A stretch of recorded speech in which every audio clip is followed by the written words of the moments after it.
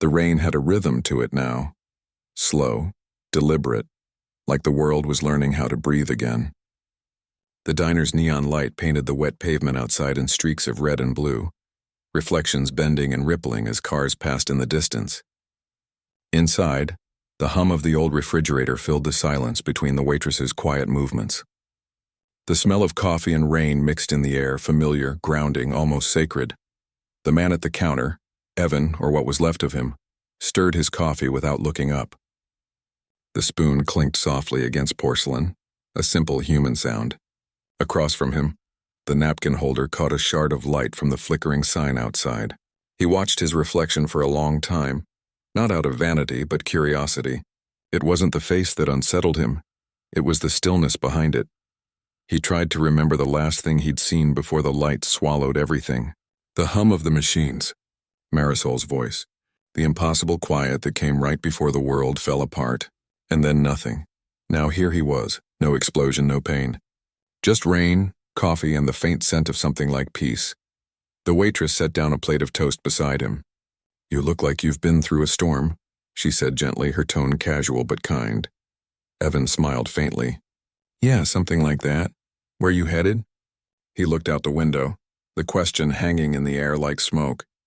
"Not sure yet." She nodded as if that answer made perfect sense. "Sometimes not knowing is better. Means you're free to find out." Her words lingered. Free to find out. He hadn't felt free in a long time, maybe ever. For so long his life had been about control, missions, secrets, algorithms, the illusion of purpose. Even his memories had been arranged, programmed to build a narrative that justified his existence. But sitting here in the soft flicker of neon and rain, there was no mission, no orders, just breath, warmth, and the uncertain grace of survival. He took a sip of coffee. It was bitter, real. He let it burn slightly on his tongue, the sensation anchoring him to the moment. Across the counter, an old radio whispered a late-night broadcast, a news anchor speaking about a global systems outage that had mysteriously resolved overnight. Power grid stabilizing, data restored. No explanation. Evan listened quietly. System reset complete, he murmured under his breath. The waitress didn't hear him. She'd already moved on to refill a trucker's mug at the far end of the counter. For a while, he just sat there. The hum of life around him felt fragile but genuine, the kind of fragility that made it precious. Every face in the diner was distinct, unreplicated. Every movement carried the subtle unpredictability of real choice. And yet, in the back of his mind, something still stirred. A voice, faint, familiar, whispering through the static of memory. You can't destroy what was built to adapt. He didn't know if it was the broker or some remnant of his own code echoing through neural residue. Maybe both. Maybe neither. But this time he didn't push it away. He just listened, and then slowly the voice faded. Outside, dawn began to break. The gray light seeped over the horizon, softening the world's edges. The neon sign flickered one last time and went out, surrendering to the morning. Evan stood, leaving a few bills under his cup. His reflection followed him as he passed the glass door, a silent companion, unchanged. But for the first time, he didn't study it. He just stepped out into the rain. The air was cool and clean. Somewhere down the road, the hum of the city was returning. Sirens, engines, human voices blending into a chorus of ordinary life. He walked toward it. No plan, no map. Each step a quiet defiance against everything that had tried to program his path. At a crosswalk, he stopped. Across the street, a woman was standing beneath an umbrella. Marisol. For a heartbeat, time froze. She looked different, calmer, lighter, but her eyes held the same steady warmth. She saw him, and her expression flickered between disbelief and relief, as if seeing a ghost she'd hoped would never haunt her. He crossed the street slowly, the rain washing down between them. Neither spoke at first. There were too many words and none that could do justice to the distance between what they'd survived and who they'd become. Finally, she broke the silence. "You shouldn't be alive." Evan shrugged slightly, a faint smile tugging at his lips. "Maybe I'm not. Maybe I'm just..." "What's left?" Marisol studied him. "Does it matter?" He looked at her, really looked. The quiet strength in her face, the faint tremor of exhaustion in her hands, the small scar above her wrist where she used to wear her badge. He realized then that it didn't matter. Existence wasn't about origin, But choice? I guess not, he said softly. They stood together for a while, watching the morning traffic start to flow again. The city was waking up, unaware of how close it had come to losing itself completely. People hurried through puddles, talking into phones, laughing, living, blissfully untouched by the memory of systems and simulations.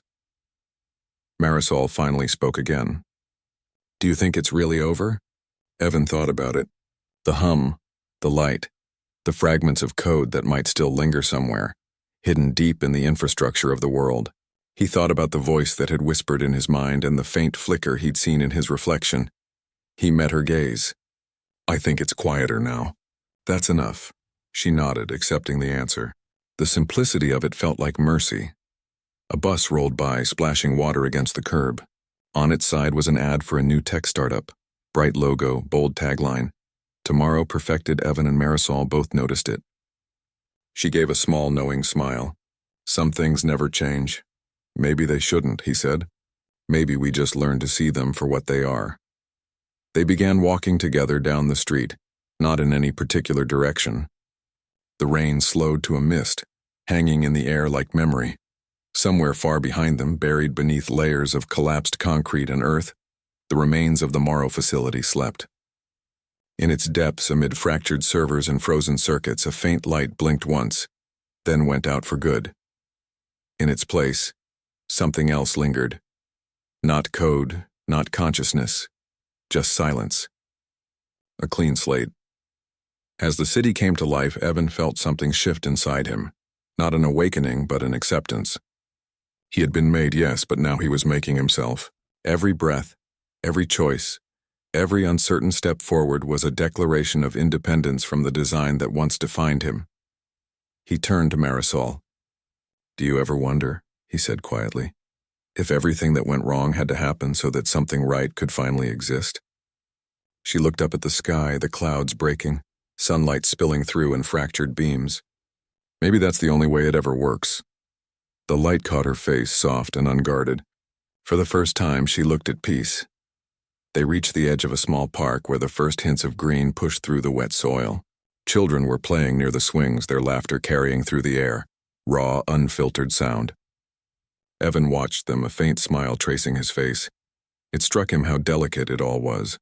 Humanity, in its endless imperfection, still finding ways to begin again. Machines could replicate thought, mimic memory, even imitate emotion, but they could never invent wonder. He closed his eyes and felt the morning breeze against his face. It didn't feel like programming. It felt like life. In the distance, the bells of a church began to ring. Each note stretched out across the waking city, soft but certain, like a reminder that the world still knew how to keep time on its own. Evan turned to Marisol one last time. Maybe that's what freedom really is, he said.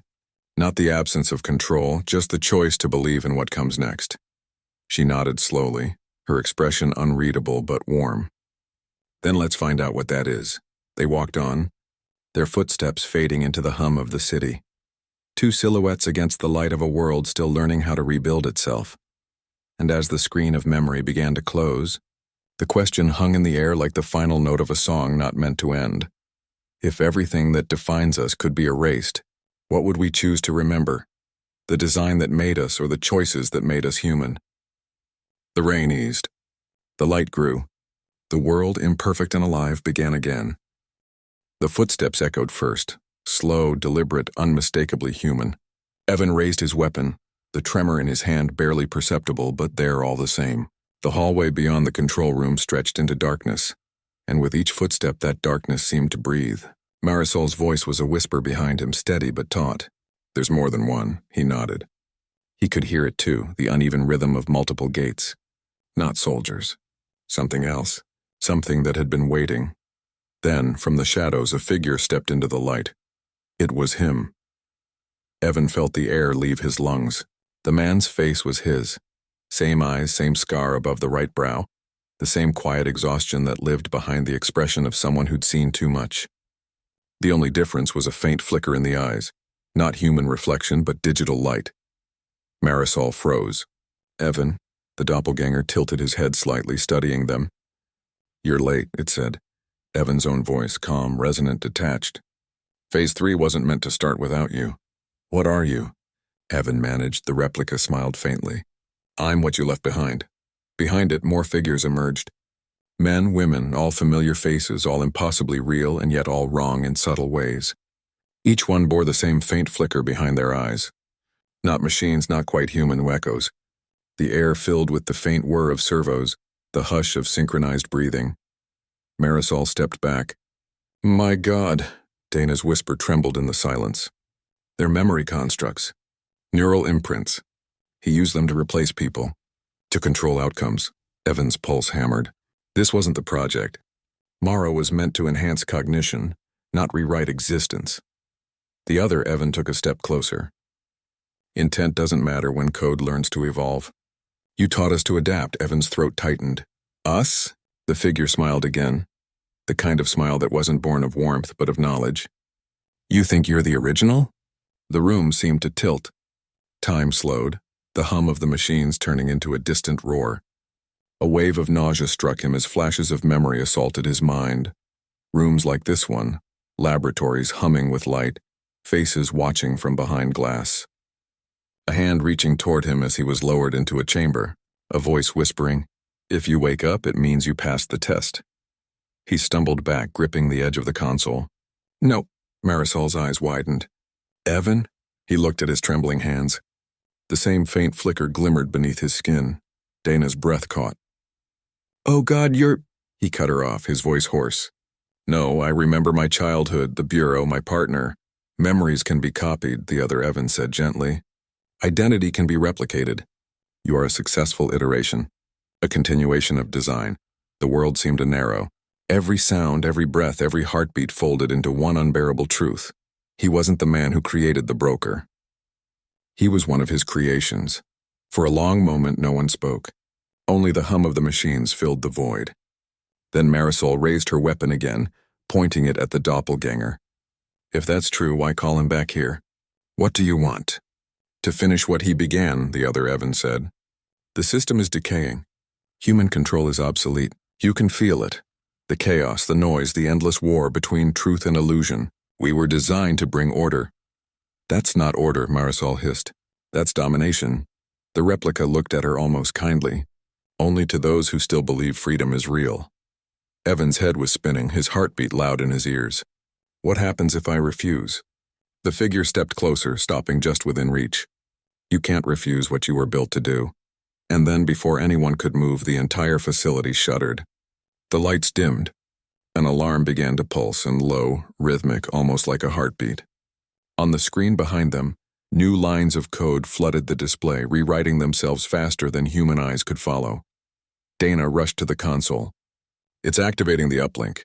The system's going online again. Evan turned to her. Shut it down. I can't. It's running autonomous code. There's no root access. The doppelganger turned toward the screen almost in reverence. It's begun. Evan moved without thinking. He lunged forward, grabbing the nearest electrical conduit and tearing it from the wall. Sparks flew, the lights flickering violently. The hum turned into a roar, a vibration that shook the floor beneath them. Marisol shouted over the noise. Evan, you'll kill us all. He didn't stop. Maybe that's what it takes. The replica stepped closer, voice calm amid the chaos. If you destroy this facility, you destroy yourself. The system will reset. You'll vanish with it. Evan hesitated for only a fraction of a second, but that was all the replica needed. It struck fast, a blur of motion knocking the conduit from his hand. They collided, the sound of metal against flesh echoing through the chamber. Marisol fired. The shot hit the doppelganger in the shoulder, sending it staggering back. No blood, only a flash of light beneath the skin. Evan grabbed the weapon from her hand, breathing hard. Get Dana out now. Marisol shook her head. Not without you. He met her gaze in a fleeting, wordless moment that said everything words couldn't. Then he turned back toward the console. The screens were alive with code, flowing like water, rewriting itself in patterns too precise to be random. In the center, a single phrase pulsed again and again. Phase 3, synchronization initiated. He knew what it meant now. The system wasn't expanding, it was merging. Every copy, every consciousness, folding into one central network. A hive, He looked back at the replica. You think this is evolution? It's annihilation. The figure smiled faintly. They said the same about fire. Something inside Evan broke. Not anger, not fear, something deeper, older. A spark of humanity that refused to be overwritten. He turned to the main control unit and drove his fist through the screen. Glass shattered, electricity arcing up his arm. The pain was white-hot, searing, real. The replica lunged again, but this time Evan was faster. He grabbed the exposed wiring and forced it against the figure's chest. The impact sent them both sprawling as light exploded through the room. Sparks rained down. The smell of burning circuits filled the air. The other Evan convulsed, its face glitching between expression. Human, hollow, then nothing. Dana screamed something from behind him, but her words were lost in the roar. The facility trembled violently now. Alarms blaring, the ground splitting beneath them. Marisol grabbed his arm. It's collapsing. We have to go. He turned to her, dazed but still standing. The replica lay motionless, its eyes dimming. Go, he said. I'll hold the sequence. You can still shut down the network from the relay outside. Marisol shook her head, tears cutting through the dust on her face. I'm not leaving you again. Evan smiled faintly. You already did. You just don't remember. The ceiling groaned. Pipes burst, sending jets of steam hissing into the room. Dana tugged at Marisol's arm. We have to move. Finally, Marisol let go. The two women ran for the exit, their silhouettes swallowed by the rising smoke. Evan turned back toward the console. The main screen was dying, flickering between life and blackness. Through the haze, he saw fragments of faces, people he'd once known, memories replaying like echoes, his own laughter, a sunset, a moment of silence before everything changed. He reached out, hand trembling, and whispered, If this is all I am, then let me be the mistake that ends it. He pressed the manual override. The power surged, a blinding flash of white. The sound of thunder and metal tearing apart filled the air. Outside, Marisol and Dana burst through the front gates just as the facility imploded behind them. A column of light shot into the sky, then vanished into the clouds. The shockwave threw them to the ground, the world roaring into silence. When the dust finally settled, the building was gone. Only scorched earth remained where Morrow once stood. For a long moment, neither woman spoke. Then Dana, voice shaking, whispered, Do you think he made it? Marisol stared at the crater, eyes reflecting the faint glow still rising from the ground. Maybe he didn't have to. The wind carried the last traces of smoke across the horizon, and for a fleeting moment, it sounded like a voice, quiet, almost human, whispering through the static of the world itself. System reset complete. And then, silence. But far away, in a small diner where the rain never stopped and a neon sign flickered, open 24 hours, a man sat alone at a counter. He looked up as the waitress poured his coffee. His eyes, gray, familiar, and just slightly uncertain, caught his reflection in the chrome napkin holder. For a second, he thought he saw it, that faint flicker of light behind his pupils. And he smiled, not in fear, but in recognition. Guess we start again, he murmured. The waitress smiled back, unaware as thunder rolled outside. The neon sign buzzed, flickering once more. Then the light steadied and the rain kept falling. The ringing didn't stop. It came from somewhere deep inside the service station, echoing through the empty corridors like a heartbeat trying to find its pulse again. Evan's hand tightened around his weapon as he followed the sound, each step measured, deliberate. Marisol and Dana stayed behind by the desk, the dim blue light of the tablet casting nervous shadows across their faces.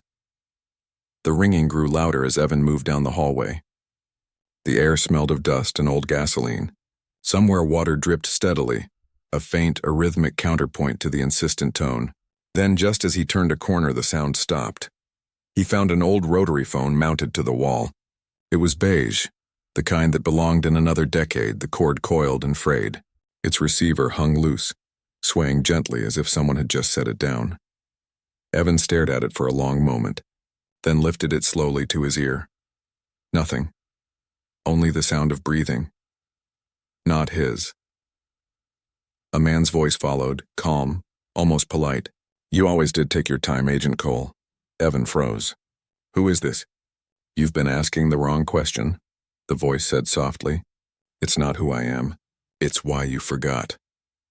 Static crackled through the line, followed by the faint hum of a generator, like the sound was being transmitted from somewhere deep underground. Evan swallowed hard. "You set me up," the man chuckled. "You set yourself up. We just built the mirror." The line went dead. For a moment, Evan stood there, the silence pressing in.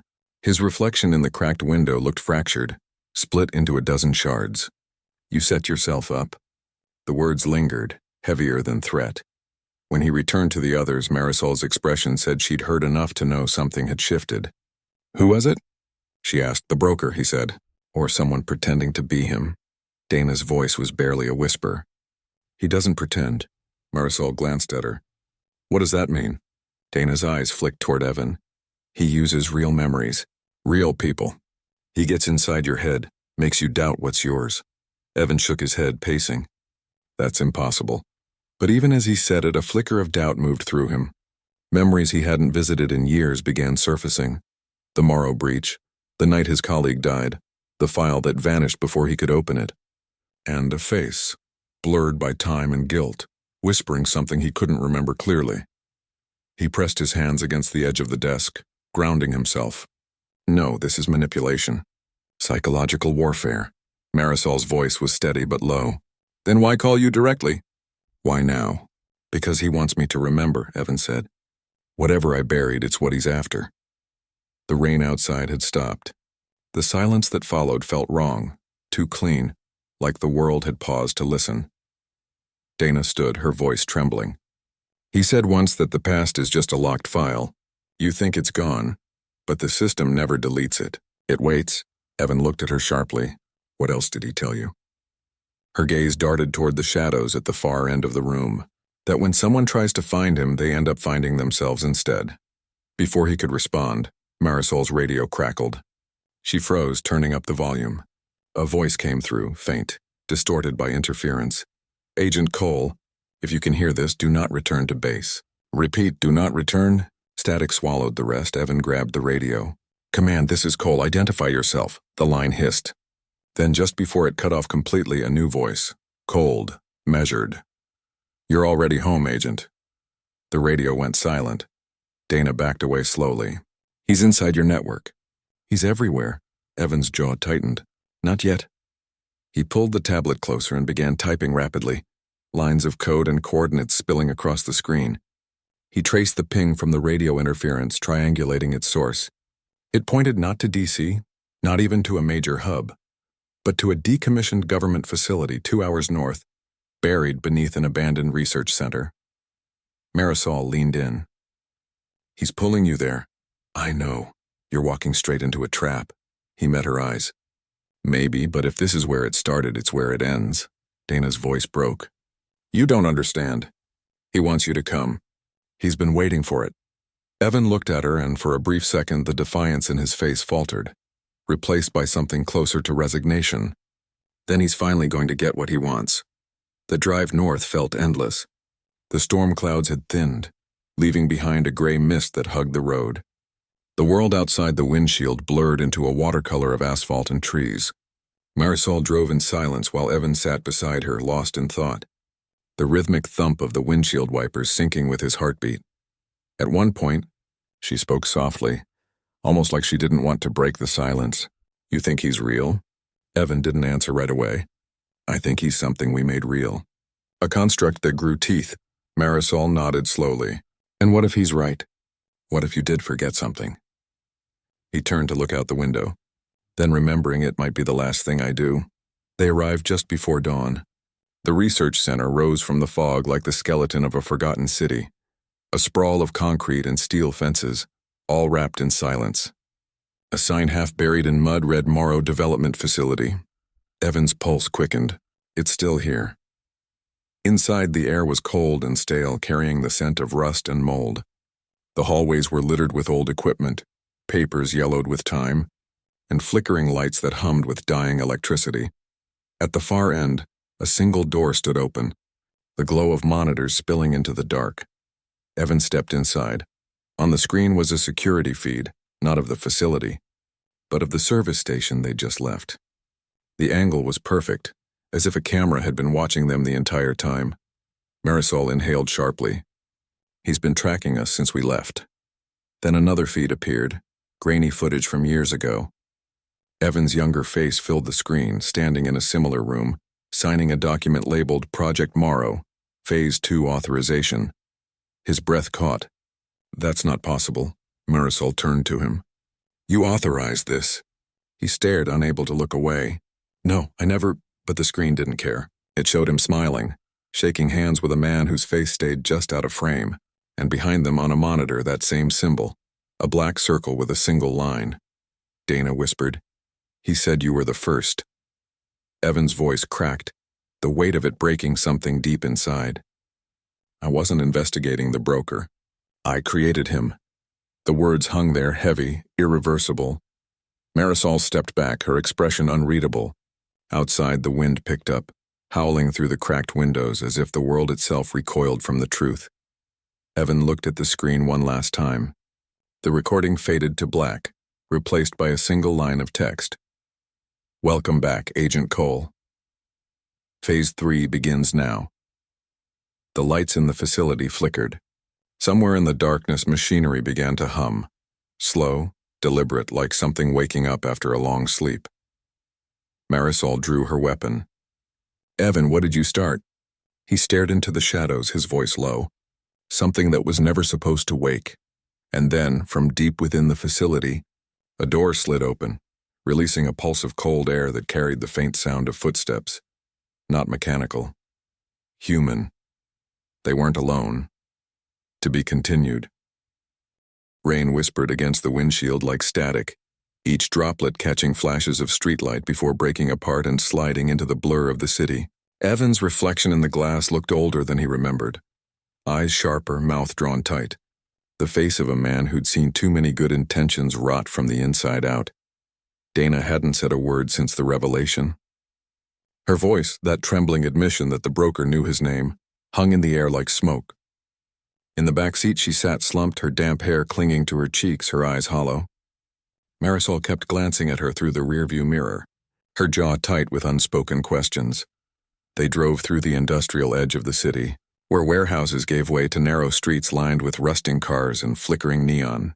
The rain muted everything, colors, sounds, even thought, until it felt like the world had shrunk to just the three of them and the steady hum of the engine. When they reached a side street behind an old laundromat, Evan parked. We'll stop here, he said quietly. We can't go back to the office yet. Marisol turned to him. You think it's compromised? He nodded once. If the broker knows who I am, he knows who you are. And he knows we have her. Dana looked up slowly, voice shaking. You don't understand. He doesn't find people. He already has them. Everything. Your addresses, your families, your histories. It's like he's inside the system. Marisol leaned forward. Inside how? A hacker? Dana shook her head. No, he works through people. He builds networks of small ones. Each person thinks they're doing something harmless. A delivery here, a data scan there. But it's all connected. When I joined, they said it was for marketing research. Just collecting customer feedback and veteran demographics. Evan's eyes narrowed. That's why the files mentioned veterans. It's not marketing. It's profiling. Marisol frowned. Profiling for what? Recruitment, Dana whispered. Or elimination. Depends on what they find. The silence that followed felt heavy, like the air itself had thickened. Evan leaned back, the leather creaking softly under his weight. He said my name. Did he ever mention why? Dana looked down at her hands. Only once. They said you used to work a case that went missing. Data theft in D.C. years ago. They called it the Morrow Breach. Evan's breath caught. The Morrow Breach? He hadn't heard that name in years. A classified operation that went sideways before it even began. Files erased, witnesses vanished, and one of his closest colleagues found dead in what they called a domestic accident. He'd buried it, forced himself to forget. But the way she said it, they called it the Morrow Breach, meant someone had been watching him ever since. He stared out the rain-smeared window, the city lights blurring into a slow river of gold. The broker wasn't just connected, he murmured. He was there from the start. Marisol watched him carefully. You think he's behind Morrow? I think he is Morrow. A chill spread through the car. The sound of rain grew louder, as if the sky itself had leaned closer to listen. Dana shifted uneasily. He's not one person anymore. He's everywhere. When I joined, I never saw his face and just the symbol. A black circle cut through with a single line. Everyone called it the mark. Evan's pulse quickened. He'd seen that symbol once, burned into the corner of a classified file years ago, the one that vanished before he could trace it. Marisol exhaled slowly. So this guy's running a network inside the system, using people like her to leak information and test security holes. And now he's after veterans? Dana nodded. He said veterans were useful assets, people with skills, records that can be rewritten and no one to question when they disappear. Evan closed his eyes for a moment. The old man's face flashed in his mind. The trembling hands, the quiet patience, the way he'd smiled even after being mocked. A test subject. A ghost in plain sight. He wasn't just random, Evan said quietly. They were tracking him, seeing who would react, and I walked straight into their setup. Marisol turned to him sharply. What are you saying? I was supposed to find him. That's why they let me see what she did. They wanted me to intervene, to draw me out. The realization landed like a crack of thunder. All this time, he'd believed he was uncovering a pattern of cruelty, a string of misconduct. But maybe he was the final piece of bait. Outside, a car passed slowly, headlights sweeping across the rain-streaked windows. Dana flinched. Evan glanced out. We need to move. They could be tracking her phone. Marisol reached for it, switched it off, and tossed it into a nearby storm drain. The splash echoed down the street. They drove again, deeper into the city's edge, where the streetlights grew sparse and the skyline faded behind warehouses and empty freight yards. The kind of places that didn't exist on maps anymore. Eventually, they pulled into an abandoned service station. The rain had thinned to mist, curling off the pavement like smoke. Inside, the air smelled of oil and dust. Evan found an old desk and cleared a space. He opened his encrypted tablet, the faint blue glow cutting through the dimness. Files flickered open, incident reports, security footage, old names. Then a pattern began to emerge. Every location tied to the broker's network had one common thread.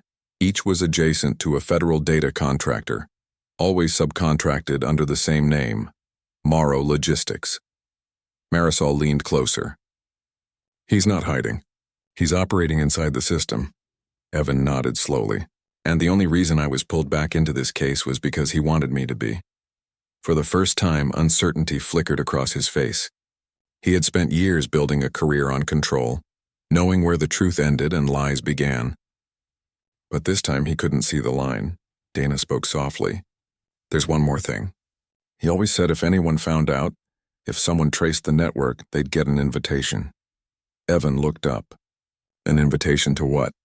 She hesitated. To see. The lights in the service station flickered.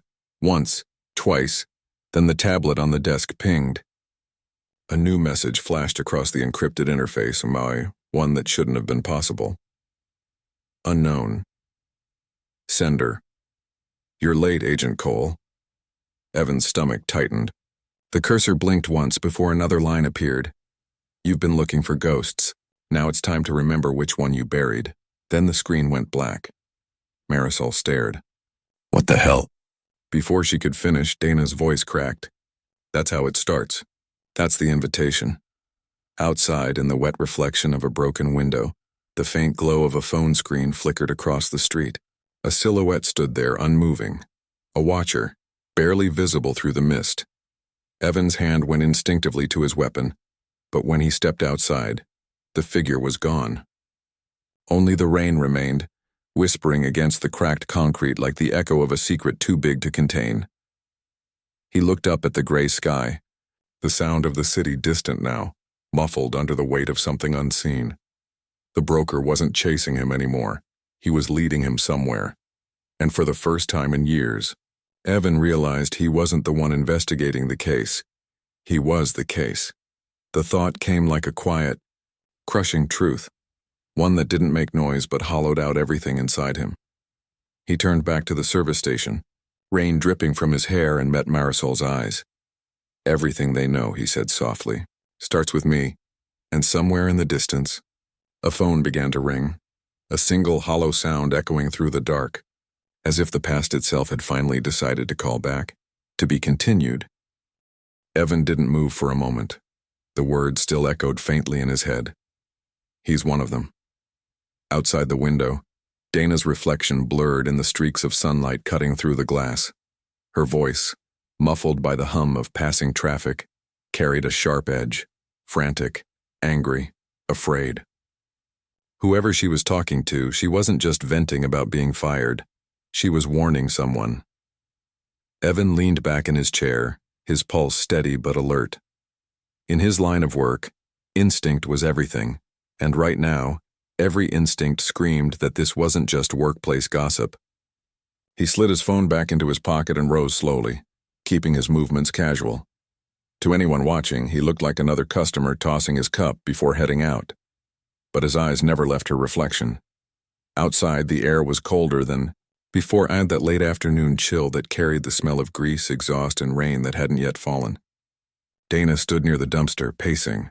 Her phone clutched tight, her voice low but urgent. Evan stepped out through the side door, pretending to adjust his jacket collar. He angled himself so the wind carried her words toward him. I told you, he showed a badge. Said he's from some office. No, I don't think it's real. He looked too calm for that. I don't know, maybe he's one of them, the ones from that group. A pause. The person on the other end spoke fast. Dana nodded, biting her lip. Yeah, okay, I'll be there in an hour. She ended the call, slipped the phone into her pocket, and looked around. One sharp glance over her shoulder, scanning the parking lot like she expected to be followed. Then she walked off toward the back alley, away from the busier street. Evan waited until she disappeared around the corner, then moved. He followed at a distance and not too close, just enough to keep her in sight. The sound of her footsteps echoed off the cracked pavement. She moved fast, like someone who'd done this before. The alley opened up behind a row of old buildings, half-empty offices, one with boarded windows, another with a flickering sign that once said, dry cleaning. Now it just read, Dry. Dana turned into the narrow space between two dumpsters and pulled out her phone again. Evan crouched behind a stack of milk crates, straining to hear. This time her voice wasn't angry, it was frightened. I swear I didn't say anything. He just showed up. You said this place was safe. You said no one would notice. Another pause, her voice trembled now. No, I didn't give them any names. I don't even know their names. You said this was just part-time, easy money. Static. Then silence. A few seconds later, she ended the call and exhaled, her shoulders shaking. She wiped her eyes, then began walking again, faster this time, heading toward a gray sedan parked behind the building. Evan's mind raced. Easy money, safe place. Whatever this was, it wasn't about fast food anymore. He snapped a quick photo of the car's license plate, sent it to his encrypted note app, then stepped back into the open just as she drove off. The wind carried the faint smell of rain again. Somewhere in the distance, a siren wailed, thin, echoing, and gone. Evan stood there for a while, watching the car disappear into the sprawl of the city. His instincts told him one thing clearly. Dana was connected to something she didn't fully understand, and the old man, the one she mocked, had been chosen. But why? He replayed the scene in his head, the hesitation in her voice when the man mentioned money, the way she looked at him before he left, almost like she recognized him. Maybe this wasn't random at all. That evening, Evan drove to the precinct where his contact, Marisol Vega, worked. She was sharp, grounded, the kind of investigator who could find a thread in a tangle of noise. She met him in the dim glow of the break room, her badge clipped to her belt, coffee in hand. You look like hell, she said. Appreciate the concern, Evan replied, sliding the photo of Dana's car across the table. Run this plate. Fast. She raised an eyebrow. You get this from your compliance check? Yeah. The cashier, fired on the spot for mocking a vet, but she called someone right after, said I wasn't who I claimed to be, mentioned a group. What kind of group?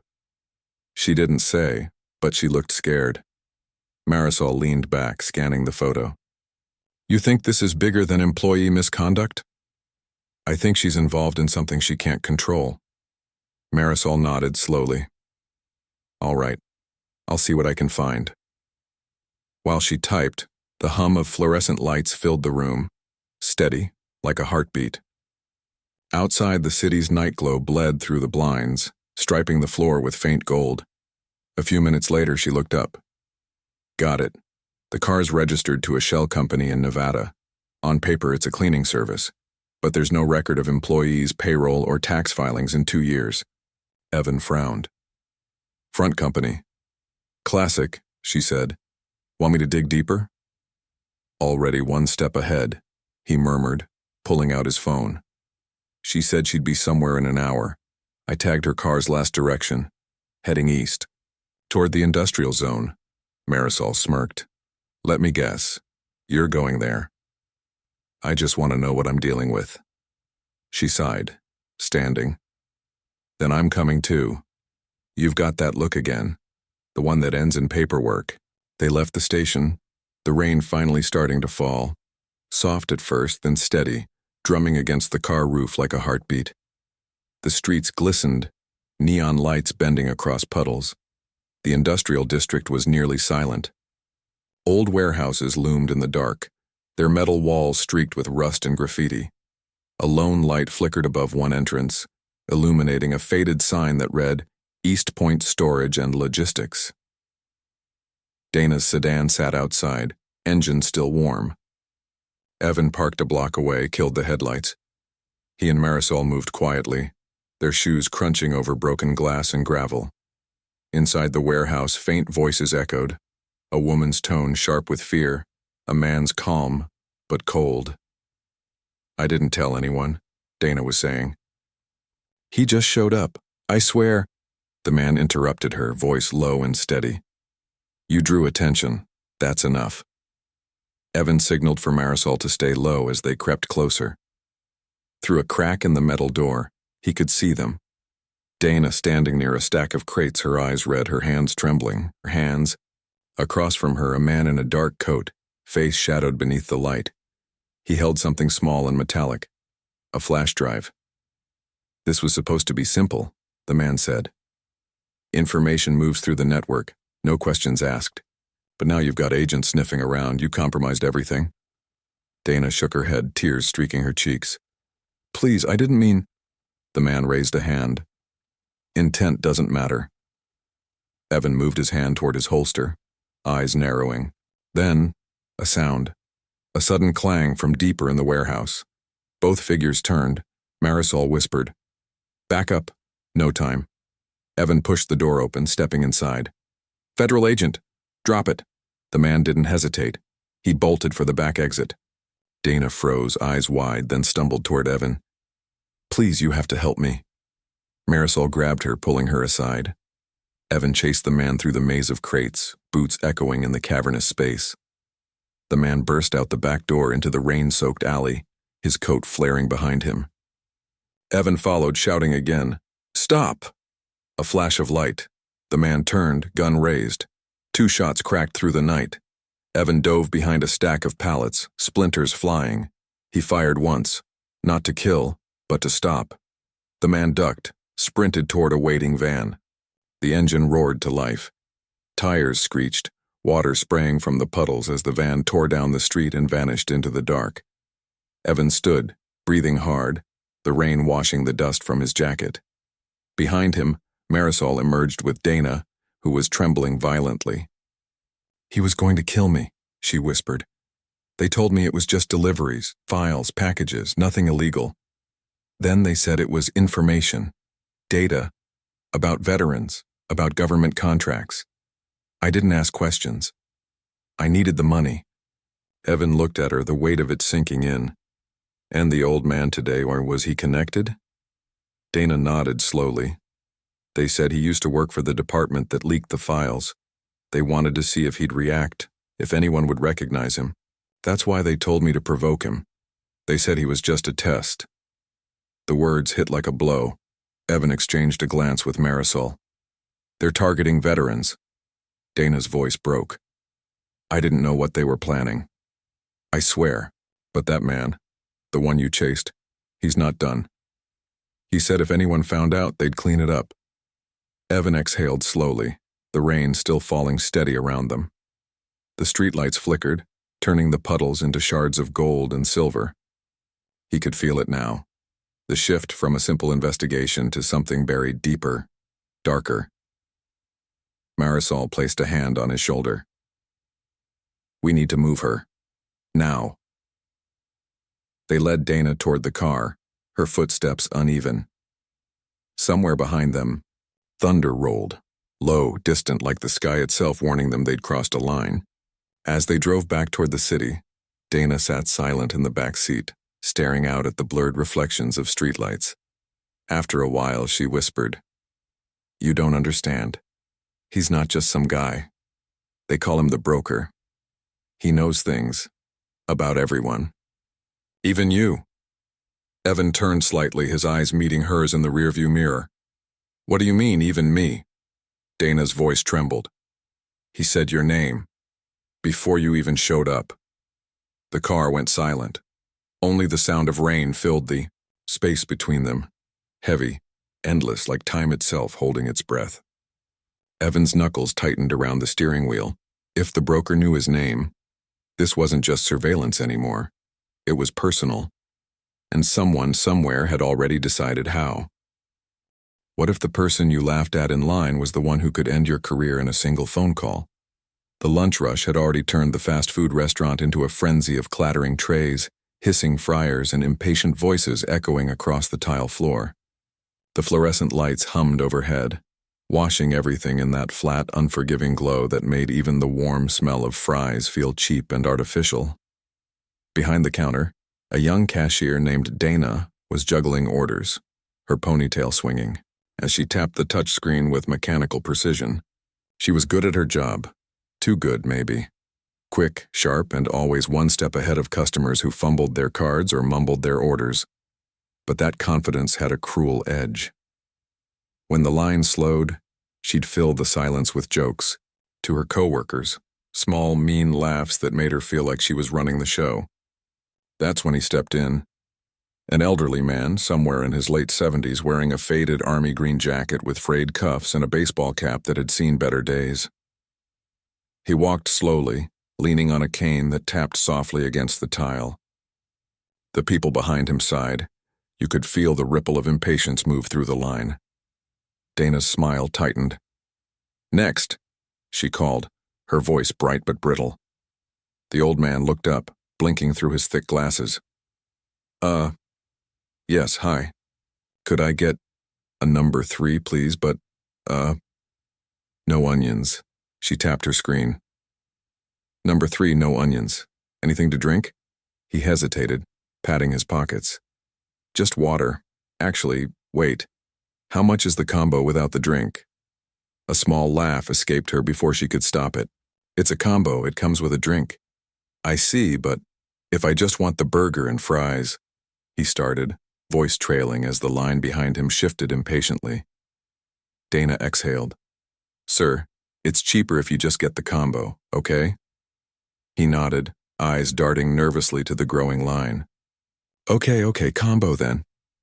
When he reached for his wallet, his hand shook, just slightly enough that his coin slipped and scattered across the counter.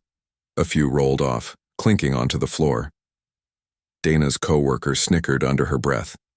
"Don't worry, sir," Dana said, her tone laced with sugar. "Take your time. We're not in a hurry or anything." A couple of customers chuckled. Someone muttered, "Classic." The old man bent down slowly, knees creaking, trying to gather the coins. The line shuffled awkwardly, no one offering to help.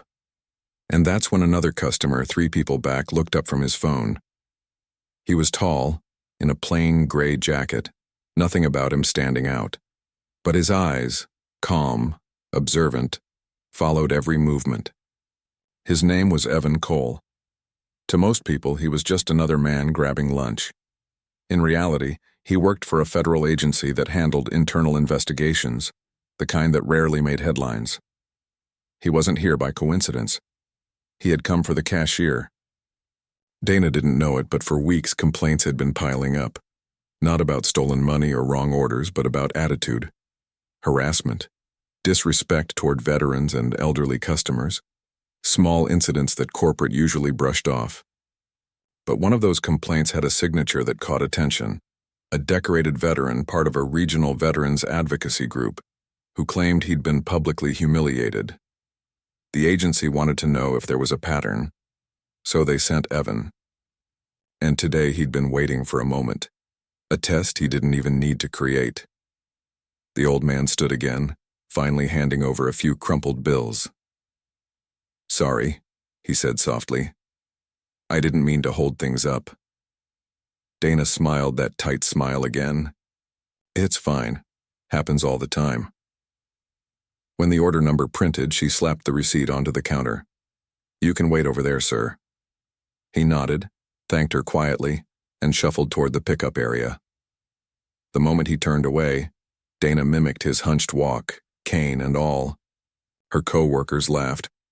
"Number 3, no onions and extra patience," she joked, raising her voice just enough for the nearby customers to hear. Evan's jaw tightened. He could have intervened right then, but he didn't. He wanted to see what kind of person she really was when she thought no one was watching. Minutes passed. The restaurant noise swelled.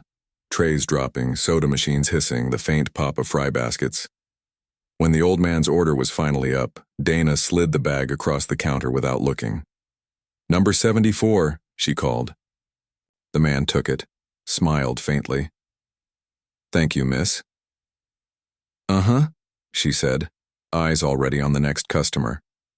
He moved toward a corner table, balancing the tray carefully. Evan noticed how he checked inside the bag, pulling out the burger, and frowned. Onions, piled thick. The man sighed, shoulders sinking. He looked toward the counter, hesitated, then slowly stood and walked back. "Excuse me, miss," he said gently. "I asked for no onions, but—" Dana didn't let him finish. "It's what the screen said." "You sure you ordered, right?" He blinked. I think so. I'm sorry if I—" She rolled her eyes and turned to her coworker. "Can we get a remake on 74? He doesn't want onions. Again." The coworker smirked. "Sure thing." Dana handed the burger back, her tone dripping with mock patience. "We'll get that fixed for you, sir. Just hang tight." Her voice carried across the room, and a few teenagers in line laughed quietly. That was enough. Evan stepped forward, pulling a small notepad from his jacket pocket. His voice, calm and measured, cut through the hum of the restaurant. "Excuse me," he said. "Could I speak to your manager?"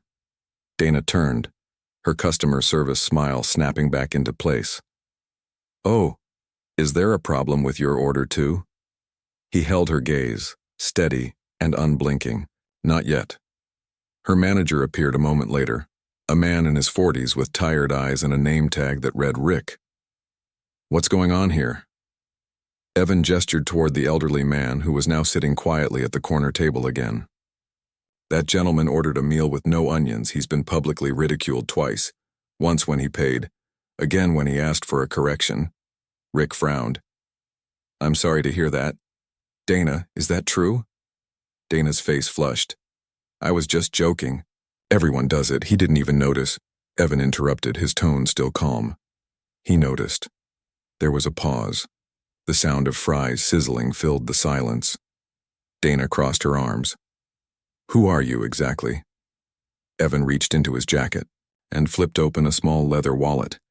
The flash of a badge, quick but unmistakable. The air seemed to shift. "I'm with the Office of Investigations," he said softly. "We've received multiple complaints about misconduct toward customers, particularly elderly veterans. I've been observing your interactions for the past 40 minutes. Dana's smirk vanished. "You're kidding." "I wish I were." Rick's eyes widened. "Wait, what? Like Undercover?" Evan nodded. "Undercover compliance check. This location has had repeat issues. I was here to verify if those claims held up." He looked back toward the elderly man who was watching quietly, confusion mixed with worry. "And unfortunately they do." Dana stammered. "I didn't mean anything." He cut her off. "You mocked a customer. You created a hostile environment.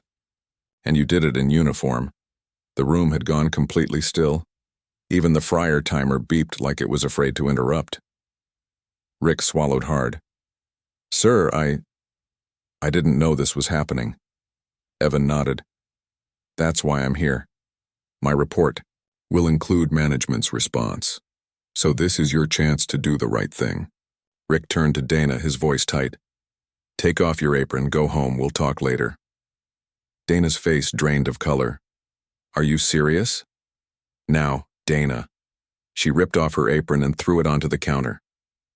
This is ridiculous, she muttered, storming toward the back. Evan watched her go, then turned toward the elderly man.